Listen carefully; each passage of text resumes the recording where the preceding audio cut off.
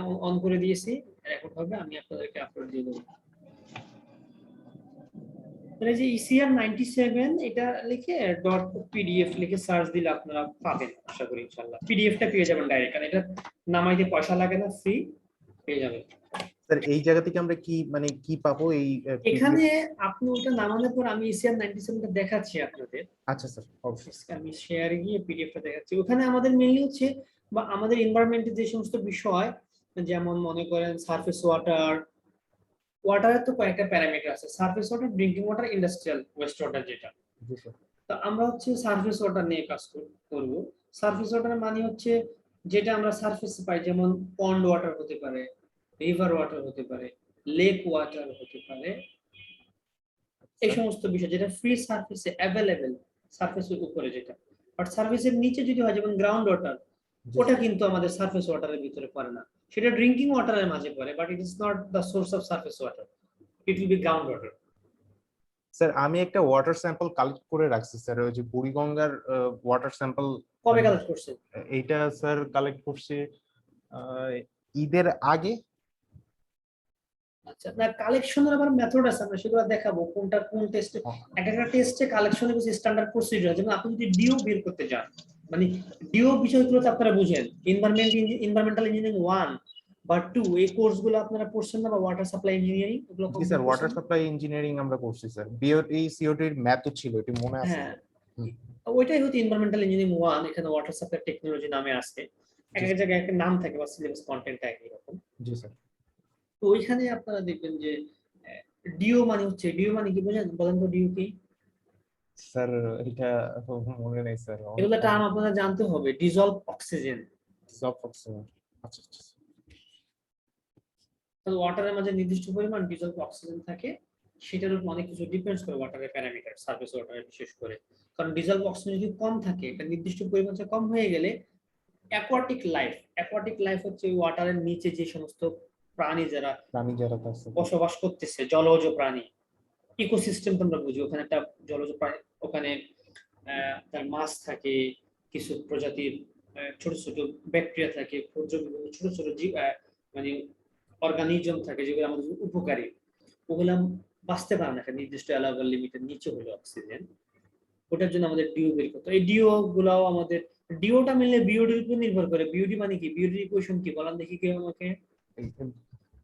এটা আমি লিখলাম, বিওডির ইকুয়েশন মনে আছে? বিওডি আমরা কি করতাম, বিওডি 5।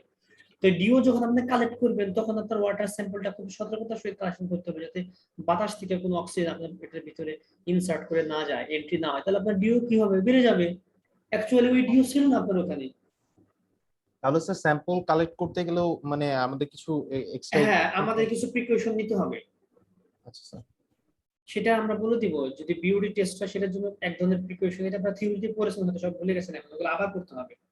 আচ্ছা স্যার। ওগুলো আবার দেখবেন যে টেস্ট বিওডি যেগুলো টেস্ট আমরা করব, প্রত্যেকটা টেস্টের ম্যানুয়ালটা আগে করে নেবেন, বা আমরা বলে দিব, দেন আপনারা কাজ করবেন। এটা হচ্ছে আমাদের, আমি কি শেয়ার দেই না,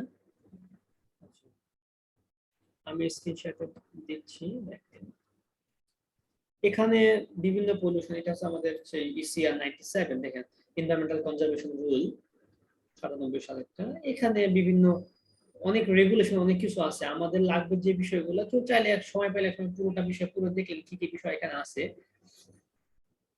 এখানে বিভিন্ন প্রজেক্ট যখন করি, আমাদের বড় বড় প্রজেক্ট হয়, প্রজেক্টের ছাড়পত্র নিতে হয়, ক্লিয়ারেন্স নিতে হয় ডিপার্টমেন্ট অফ এনভায়রনমেন্ট থেকে, ডিওই থেকে। সেখানকার প্রসিডিউর গুলো এখানে সব দিয়ে দেওয়া আছে, আপনি কোন ধরনের প্রজেক্ট করলে, এগুলো আমাদের একটা কোর্সের ভিতরে আছে, socio economic aspect of development project, ওখানে থাকে। কিভাবে আপনি ক্লিয়ারেন্স নিবেন, কার কাছ থেকে নিবেন, কোন রেঞ্জ হলে কি, কোন কোন জিনিসগুলো আপনাকে রিপোর্ট নেওয়ার সময় অ্যাড করতে হবে। এখানে আমি দেখাবো যেটা, সেটা হলো টেবিল আছে আমাদের সারফেস ওয়াটার প্যারামিটার। এটা কিসের জন্য? এটা হচ্ছে স্ট্যান্ডার্ড ফর এয়ার, এয়ারের জন্য স্ট্যান্ডার্ড।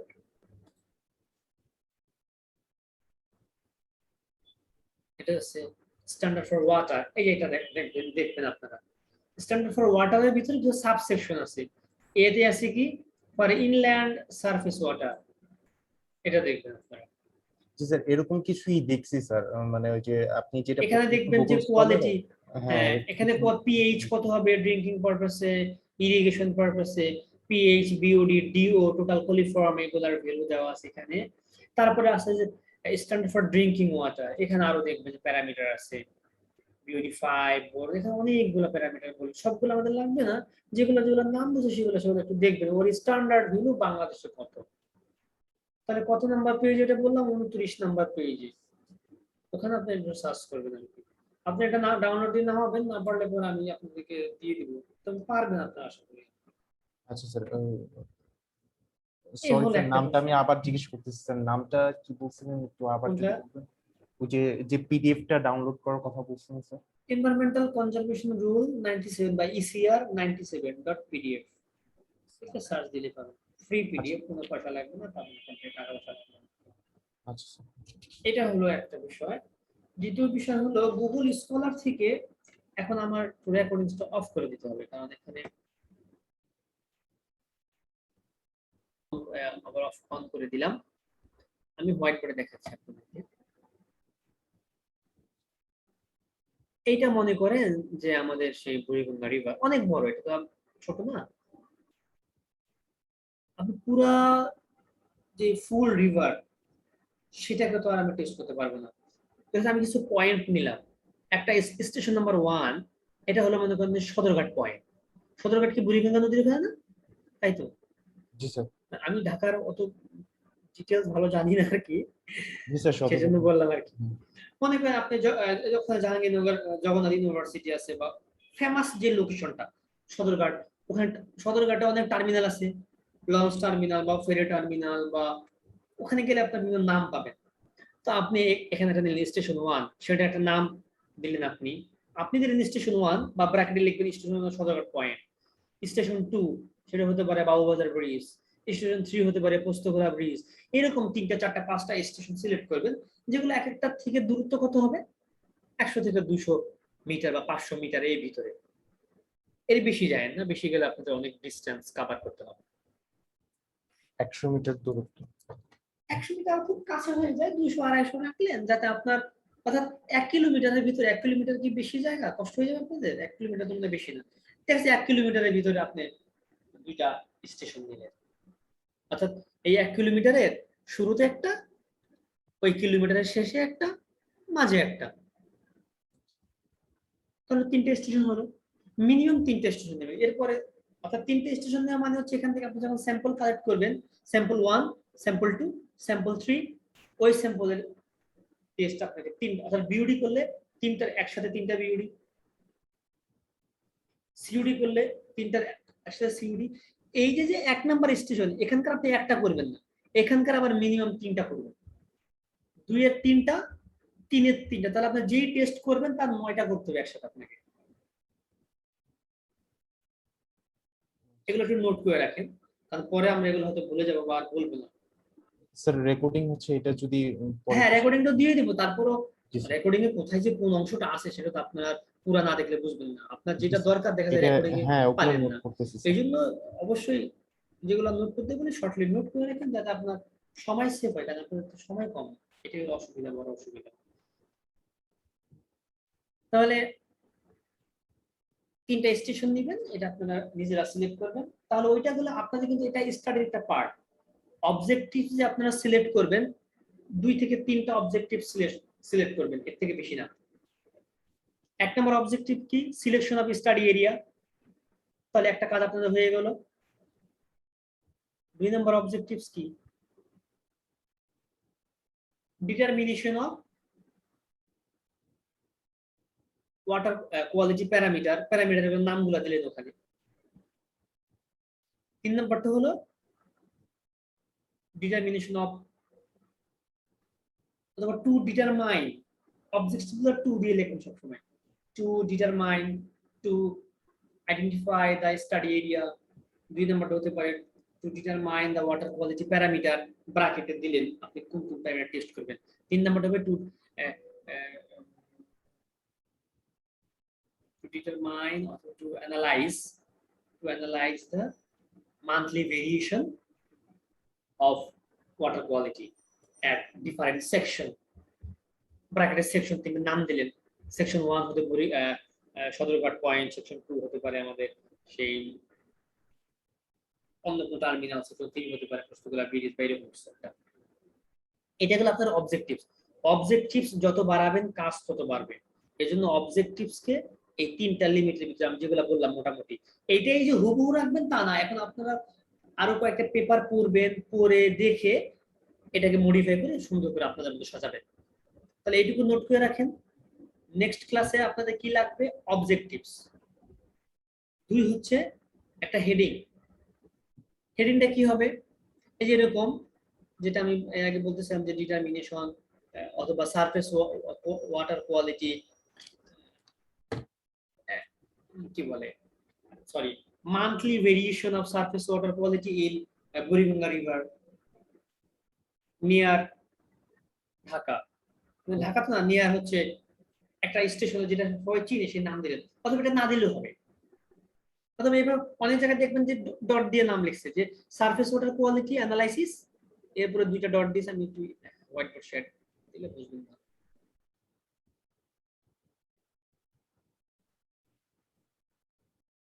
এরকম মনে করে লিখছে যে surface water analysis of monthly variation of surface water quality, এরকম 2টা ডট দিয়ে লিখেছে বুড়িগঙ্গা রিভার ঢাকা বাংলাদেশ। অথবা cage study.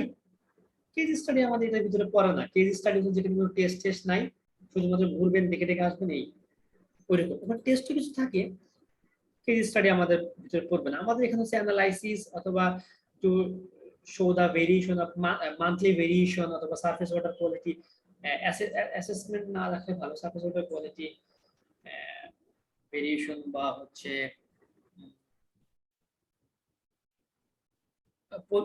Pollution control analysis এরকম হতে পারে। এগুলো আপনারা কয়টা পেপারের নাম দেখলেই বুঝবেন। আমাদের এটা চলে আসছে। আমি এখান থেকে আপনারা ওইভাবে, আমি আবার একটু রিপিট করতেছি, তখন রেকর্ড কিন্তু পজ করা ছিল, যে 3টা স্টেপ আপনার পেপার থেকে ফার্স্ট দেখবেন, সেটা হচ্ছে অ্যাবস্ট্রাক্ট, দেন আমাদের ডাটা কালেকশন বা মেথোডোলজি, এটা, এরপর রেজাল্টেন্ট ডিসকাশন পার্টটা। তাহলে এর মাঝে আপনারা আর কি করবেন? আর যেটা করবেন সেটা হচ্ছে আমি দেখাচ্ছি একটু।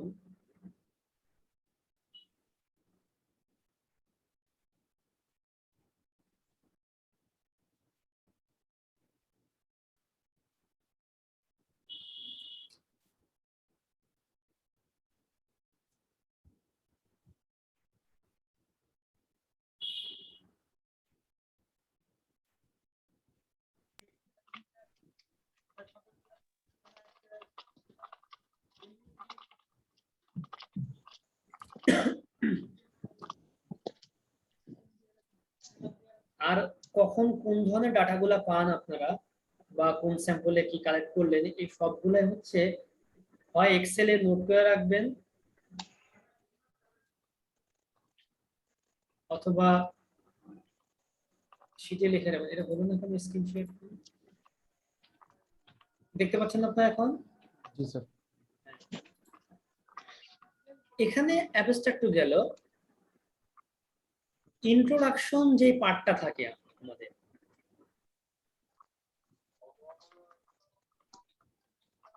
এই ইন্ট্রোডাকশন পার্টগুলো আপনারা মোটামুটি লেখা শুরু করবেন।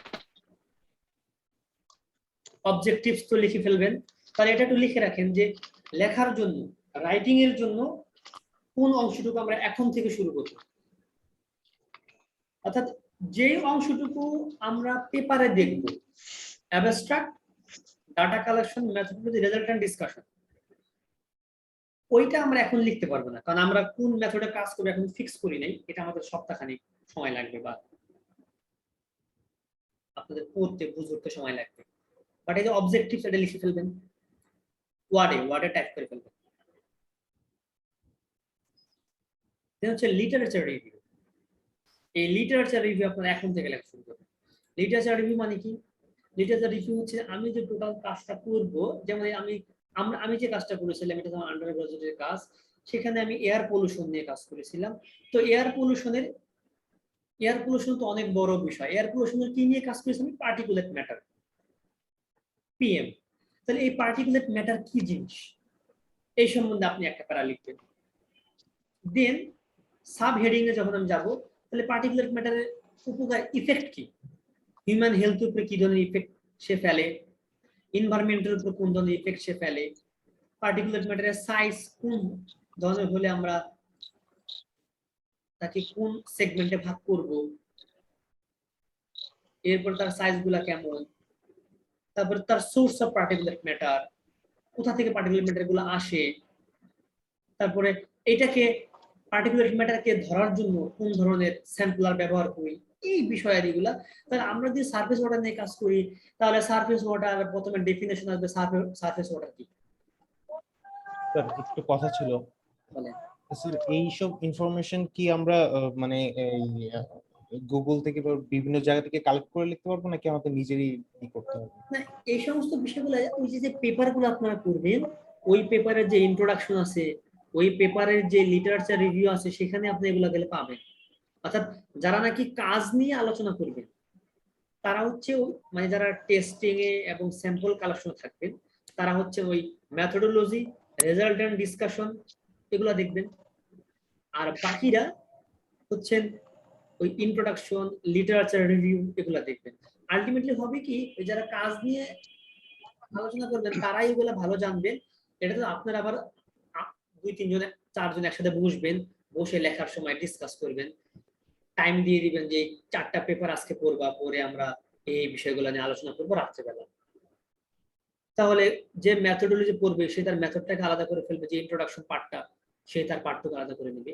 এগুলো আপনারা পেপারের ভিতরে সব পাবেন, অর্থাৎ নিজেদের। এবং আরেকটা কোথায় পাবেন, আইটিএন এর বই আছে একটা এনভায়রনমেন্টের জন্য, এই বইটা কি আপনাদের কাছে আছে? Water supply technology, water supply টেকনোলজির স্যার একটা বই আছে, ওটা হচ্ছে ফিরোজ আহমেদ, আহমেদ রহমানের, আহমেদ ফিরোজ আহমেদের একটা বই। ফিরোজ আহমেদ, জি জি জি হ্যাঁ, স্যার। ওইটাকে আমরা আইটিএন এর বই বলি।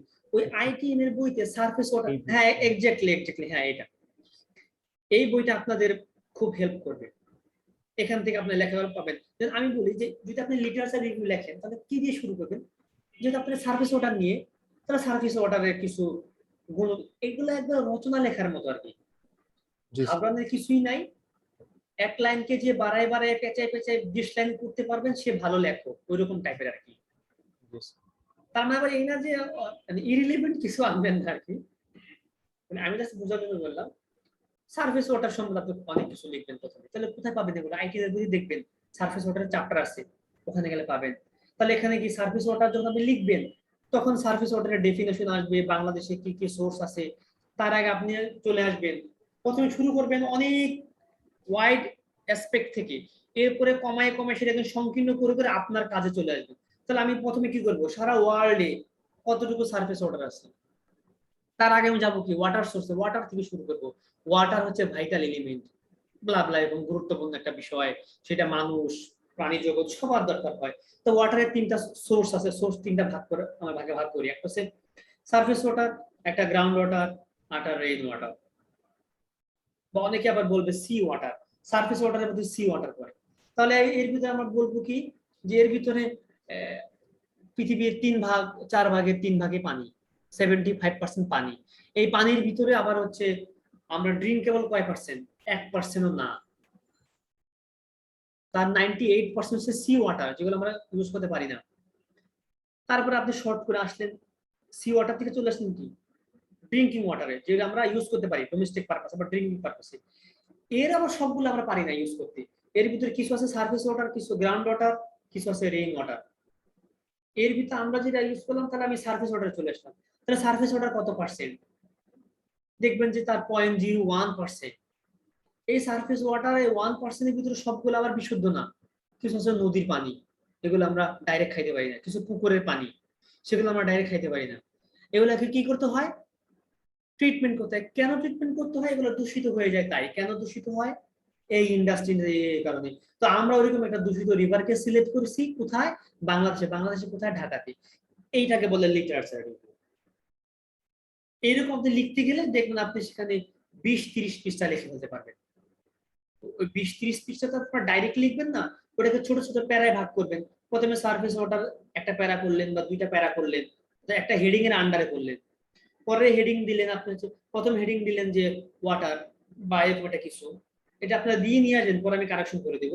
পরের হেডিং এ মানে প্রথমবারে আপনার যে 100% পারফেক্ট হবে তা না, কিন্তু পরের হেডিং আপনি নিয়ে আসলেন আরো একটা কিছু সাব হেডিং এ, যে এবার ওয়াটার ক্রাইসিস বা সারফেস ওয়াটার কিভাবে পলিউট হয়, source of pollution, source of water, সেখান থেকে source of surface water problem আছে অনেকগুলা, এগুলো আইটি এর বইটার ভিতরে দেওয়া আছে। আমাদের সারফেস ওয়াটারে কি কি প্রবলেম ফেস করি বাংলাদেশে, সেখান থেকে আপনি আপনার সোর্সে চলে আসবেন, ওই সোর্সে কি কি প্রবলেম হয় সে প্রবলেমে চলে আসবে। এই প্রবলেম গুলাকে আমি যদি দূর করতে চাই তাহলে আমাকে আগে জানতে হবে তো কি পরিমাণ প্রবলেম সেখানে আছে, সেটার জন্য কি করতে হবে, আমাকে টেস্ট করতে হবে। তার মানে আমাকে একটা অ্যানালাইসিস করে দেখতে হবে, একটা রিসার্চ করে দেখতে হবে আমার এই রিভারে, সেই রিসার্চটা আমি কোথায় করব, আমি বুড়িগঙ্গা রিভারে সদরঘাট থেকে শুরু করে 1 কিলোমিটারের ভিতরে বা 50-500 মিটারের ভিতরে আমরা কাজ করব। সেই কাজগুলো আমরা কিভাবে করব, এই পর্যন্ত আমাদের শেষ লিটারেচার রিভিউ। সেই কাজগুলা কে কিভাবে করছে, আপনি পেপার পড়ছেন, ওই পেপার গুলার সাইটেশন সেখানে দিবেন, যে আমি একটা পেপারে পড়লাম এর আগে বুড়িগঙ্গা রিভার নিয়ে 2001 সালে কাজ করেছে একজন, সে এই পাইছে, 20 সালে কাজ করেছে একজন, 16 সালে, এগুলো রেফারেন্স দিবেন। তখন এগুলোকে বলে রেফারেন্সিং। আমি পেপারটা দেখাচ্ছি, দেখবো পেপারের ভিতরে রেফারেন্স দেওয়া আছে।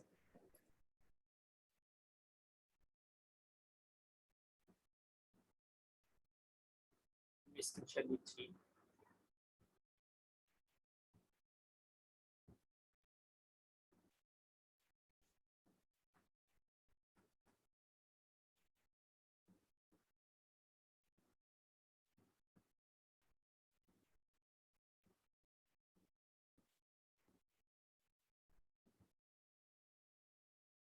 যেমন আমাদের এই রিসার্চটা দেখেন, এই যে এই লাইনটুকু আমি লিখেছি, সেখানে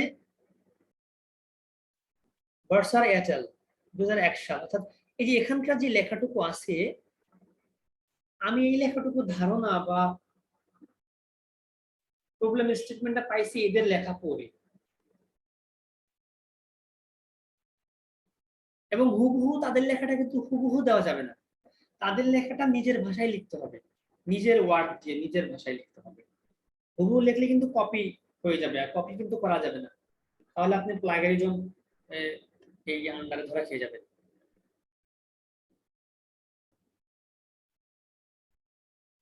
এরকম তখন রেফারেন্সিং করতে হবে নাকি, এগুলো রেফারেন্সিং এর বিষয়গুলো পরে দেখাবো যে কিভাবে করতে হবে। আগে আপনারা লিটারেচার রিভিউ পর্যন্ত আসেন, এটা করেন, তাহলে আপনারা টিম ওয়ার্ক করবেন, ভাগ করে দিবেন। আমার একটা স্ক্রিনশট দিয়ে পিডিএফটা দেখাচ্ছি আমাদের।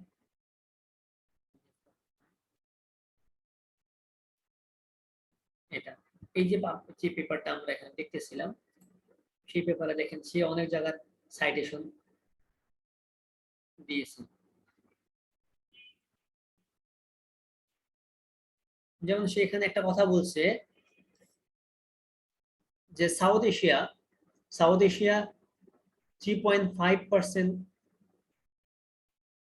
কি এটা, দ্য এভারেজ অ্যানুয়াল আরবানাইজেশন, হ্যাঁ অ্যানুয়াল আরবানাইজেশন যে রেট, অর্থাৎ নগরায়নের যে হার, সে এত পার্সেন্টে কোথা থেকে নিয়েছে, সে ইউএন 1996, অর্থাৎ জাতিসংঘের যে 96 সালের যে রিপোর্ট, সেই রিপোর্ট থেকে সেই ভ্যালুগুলা নিয়েছে। সেই সাথে সাথে ওখানে একটা সাইটেশন দিয়ে দিয়েছে। পরে আবার সে এডিবি, এশিয়ান ডেভেলপমেন্ট ব্যাংক, সেখান থেকে কিছু ইনফরমেশন নিয়েছে, এই ইনফরমেশনগুলো সেখানে দিয়ে দিয়েছে। তারপরটা সে আবার ইউএন 98 সাল থেকে নিয়েছে, এরকম কোথা থেকে, কিন্তু তাদের ওখান থেকে সে শুধুমাত্র এই ডাটা দুটা নিয়েছে, এই কথার উপর সে কিন্তু নিজের ভাষায় লিখছে। এভাবে আপনারা নিজের ভাষায় লিখবেন।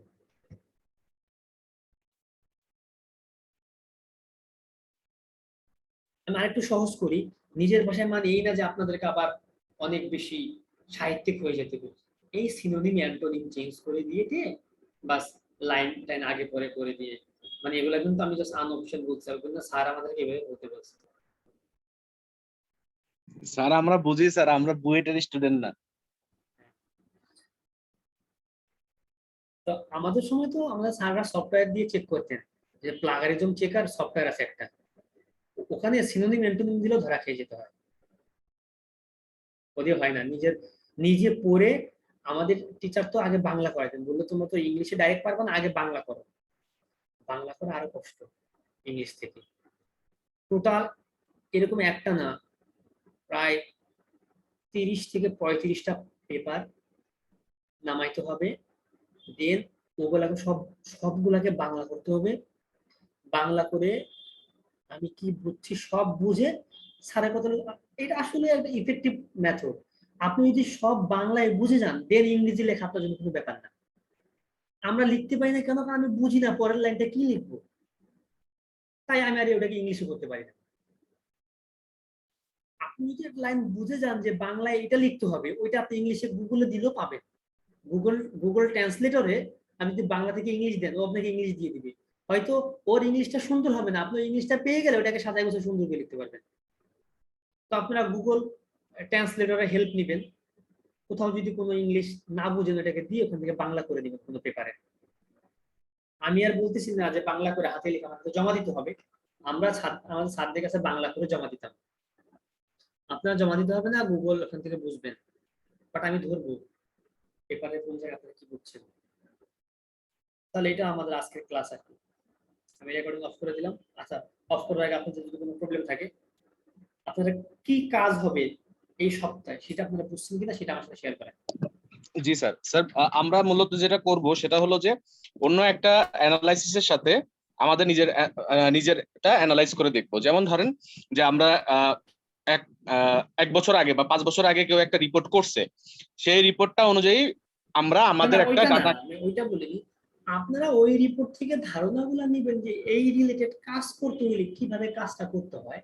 আমরা আমাদের কাজটা করব, সেটা মান্থলি ভেরিয়েশন দেখাবো। তারা হয়তো বছরের ভেরিয়েশন দেখাইছে, আমরা তো 2-4 বছর সময় পাবো না কাজ করার জন্য। জি জি স্যার, আমরা এখানে মান্থলির কাছে না যায় স্যার, আমরা উইকলি যদি না, উইকলি দেখানো যায় না, এটা মান্থলি ভেরিয়েশন দেখায়।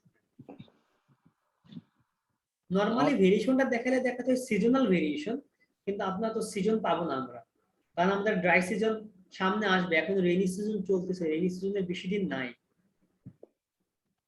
সো যদি রেইনি সিজনের ভেরিয়েশন দেখা যায়, আমাকে 1 বছর ডাটা লাগবে, কারণ এপ্রিল মাস থেকে মেইন হচ্ছে বৃষ্টিপাত শুরু হয়। April May June July August September October পর্যন্ত বৃষ্টি চলে। নভেম্বরে আবার প্রায় শুষ্ক মৌসুম চলে আসে। সো আমরা পুরা শুষ্ক মৌসুমটা পাবো না, পুরা ড্রাই সিজন পাবো না, সেজন্য আমরা মান্থলি ভেরিয়েশন দেখাবো। ওই মান্থলি ভেরিয়েশন এরিয়া ভেরিয়েশনটাও তো স্যার তাহলে আমাদের শর্টে হয়ে যেত আর কি, কিন্তু আমাদের হাতে না অত সময় নেই। এরিয়া ভেরিয়েশন দেখাতে হলে আপনাকে আবার 4-5 কিলোমিটার 10 কিলোমিটার রিভার নিয়ে কাজ করতে হবে, কারণ আপনি 1 কিলোমিটারের ভিতরে এরিয়ার অতটা ভেরিয়েশন আসে না। ধরেন আমরা 5 কিলোমিটারের মধ্যে 3টা জায়গা থেকে ওয়াটার স্যাম্পল কালেক্ট করলাম, যে এই জায়গা থেকে আপনি যেটা আপনার কথা অনুযায়ী বলতেছি 5 কিলোমিটার তখন আবার 3টা করলে হবে না, কারণ 5 কিলোমিটার তো অনেক বড় জায়গা, সেখানে আপনি 3টা স্যাম্পল নেন, তাহলে পার্থক্য বুঝবেন কিভাবে? 1 কিলোমিটারের মধ্যে 3টা আমরা সেকশন রাখি। তখন এই 5 কিলোমিটারের পরে গিয়ে আমি আপনাকে বলি, যদি আপনি এরিয়া ভেরিয়েশনটা দেখাতে চান, ওইটা আবার অনেক বেশি টিডিয়াস কাজ আছে, অনেক বেশি সময় নিয়ে করতে হয়। স্যার এটা কি স্যার সংক্ষিপ্ত করা যায় না, মানে জাস্ট একটা এরিয়া যদি আমরা সিলেক্ট করে একটা এরিয়া দিয়ে না, সংক্ষিপ্ত এটাই যেটা আমি বলেছি আপনাদেরকে, আপনাকে 3টা স্টেশন সিলেক্ট করতে হবে 1 কিলোমিটারের ভিতরে বা 500 মিটারের ভিতরে। ওই 1 কিলোমিটারের শুরুতে একটা, মাঝে একটা, শেষে একটা। আর যদি এরিয়া ভেরিয়েশন দেখাতে চান, তাহলে অনেক দেখা যায়। আপনি এইটা এখান থেকে শুরু করে এটাকে বলা চেইনিস, এখানকার মান কত, কিলোমিটার কত, এটা চেইন, ওটাকে চেইনিস বলে। মানে আপনি এটা নিলেন এবং এই পর্যন্ত, অর্থাৎ রিভারের আপ স্ট্রিম ডাউন স্ট্রিম পুরো ঢাকা সিটি বরাবর যে অংশটুকু আছে, আপনি এটার 100 মিটার পর পর স্যাম্পল কালেক্ট করে করে করে করে টেস্ট করে দেখবেন কোথায় কিরকম আছে, পরবর্তীতে কম্পিউটার সিমুলেশন করে এগুলো কাজ হয়, ভালো কাজ আর কি। এরিয়া ভেরিয়েশন দেখাতে গেলে ওইটা অনেক বেশি কষ্ট, ওইটা হবে না আমাদের শর্ট টাইমে। আপনারা মান্থলি ভেরিয়েশন দেখাবেন, 2-3টা মাসে নেবেন,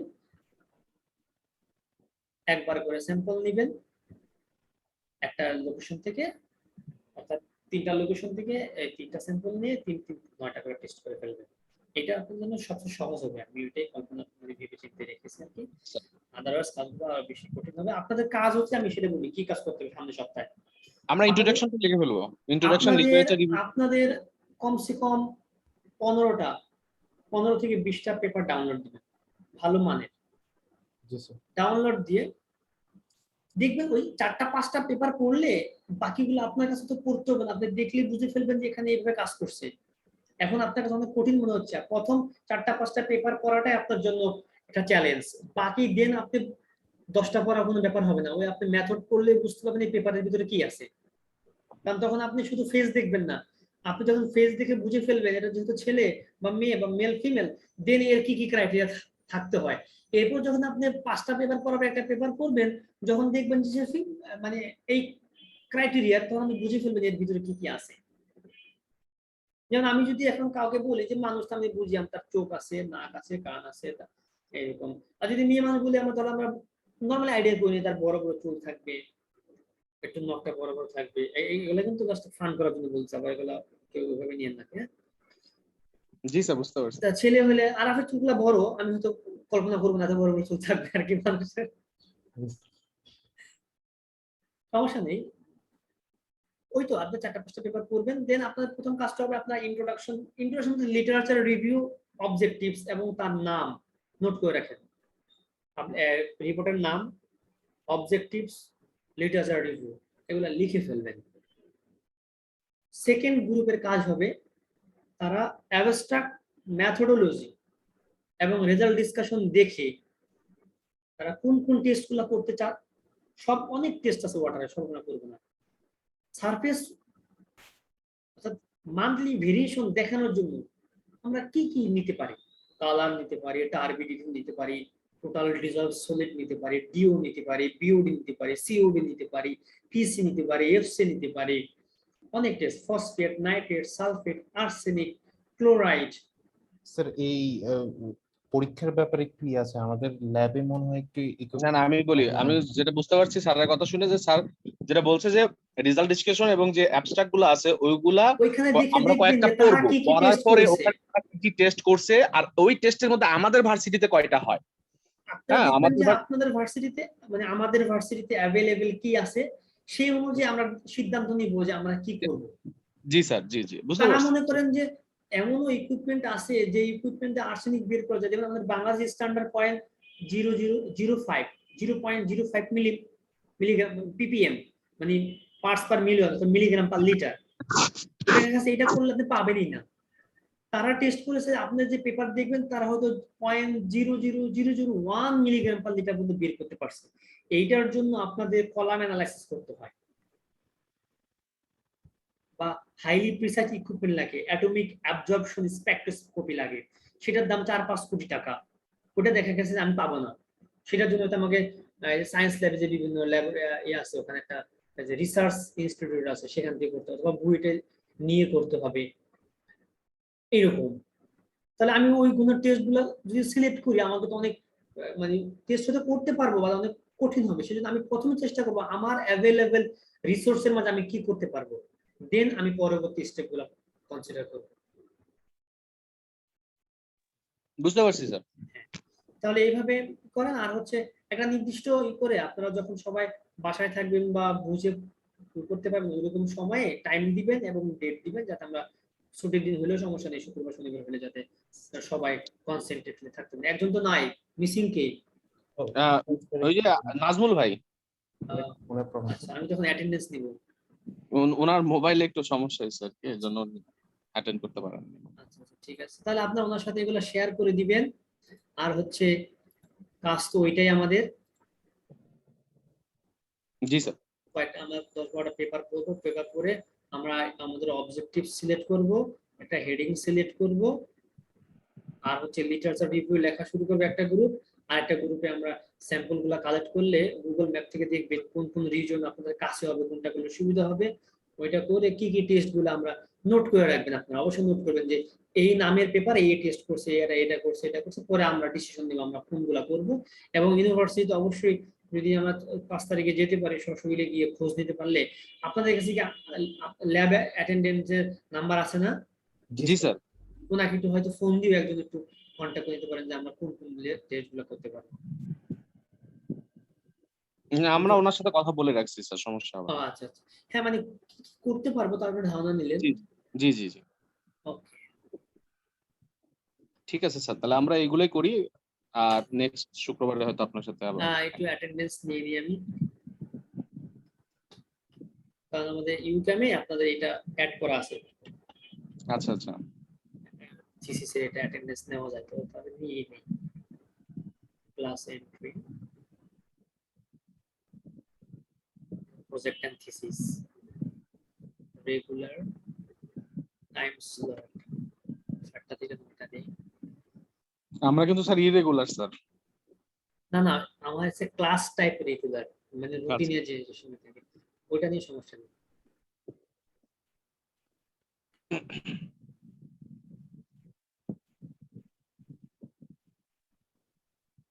আমরা এখানে যারা আছি স্যার সব ফেল করা ছাত্র স্যার। ফেল করা মানে আমাদের ফেল করা মানে স্যার আমি তো গতবার থিসিসে ফেল করছি। কতবার হিসেবে ফেল করছেন কি বলেন? জি স্যার, এফ গ্রেড স্যার। কোন স্যারের আন্ডার ছিলেন? স্যার ছিলাম স্যার, নাম বললে স্যার না আমি অসুবিধা হবে। রেকর্ডিং অফ করে দিচ্ছি, দাঁড়ান।